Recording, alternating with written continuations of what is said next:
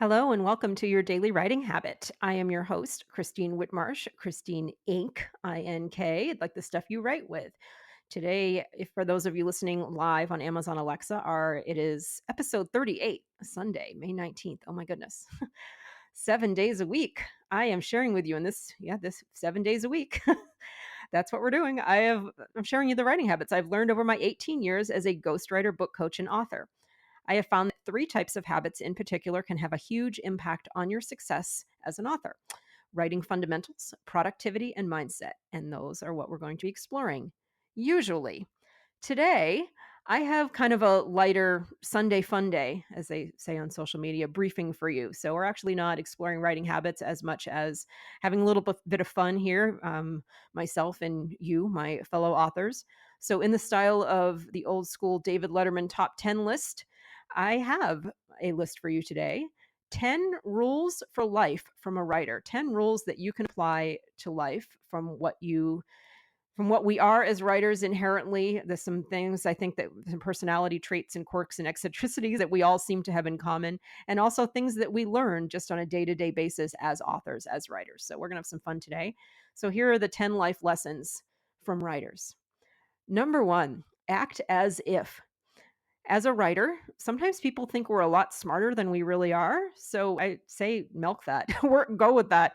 It's really funny that people consider us the smartest people just because we use the most words and use them on the regular basis. So the life lesson there is act as if that's true. Act as if we are the smartest people on the planet. We don't have to tell them.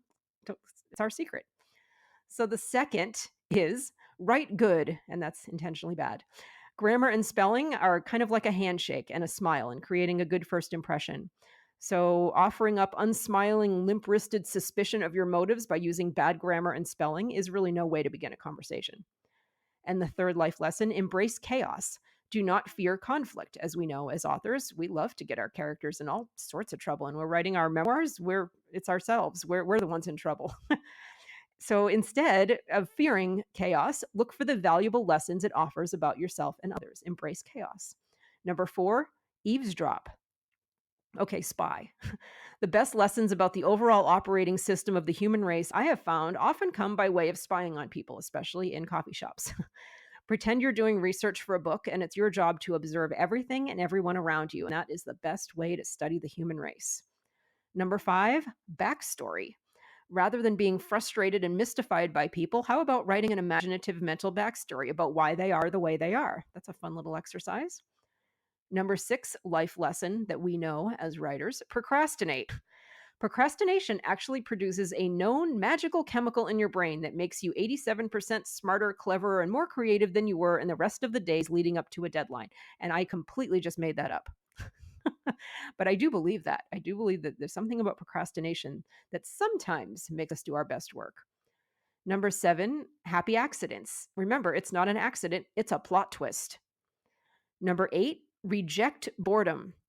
There's no boredom in writing because there's always a current book to fine tune and a future one to brainstorm. We know this as writers. We have 10 book ideas a day. So there's no boredom. You'll never see a writer, eating Tide Pods out of apathy or anything like that. We're never bored. So reject boredom. Number nine, life is blanking hilarious. Fill in the blank. Find the humor in everyday situations. The interlocking comedy tragedy masks sometimes can teach us that you can find comedy in the unlikeliest of places if you make it your aim to always look for it. So life is, blanking hilarious. Number 10, be unoriginal. Writers know damn well that there are no truly original ideas left, so there's no use in beating ourselves up every time we find out our story accidentally stole something from Shakespeare or Star Wars, which I think stole from the Bible. It's my personal theory on that. So it's less about what you write and more about how you write it. Be unoriginal. Thank you for joining me here today on Your Daily Writing Habit. Happy Sunday Fun Day, where I'm helping you solidify your writing habits so you can finish writing an awesome book. And if you know someone else who's writing a book, I would love it if you would share this flash briefing with them, or YouTube, or iTunes, the podcast. I know I'll find the word here. However you're listening to this, please share this with people you know that are writing books. I'd love to get them involved in this process. Until tomorrow, happy writing.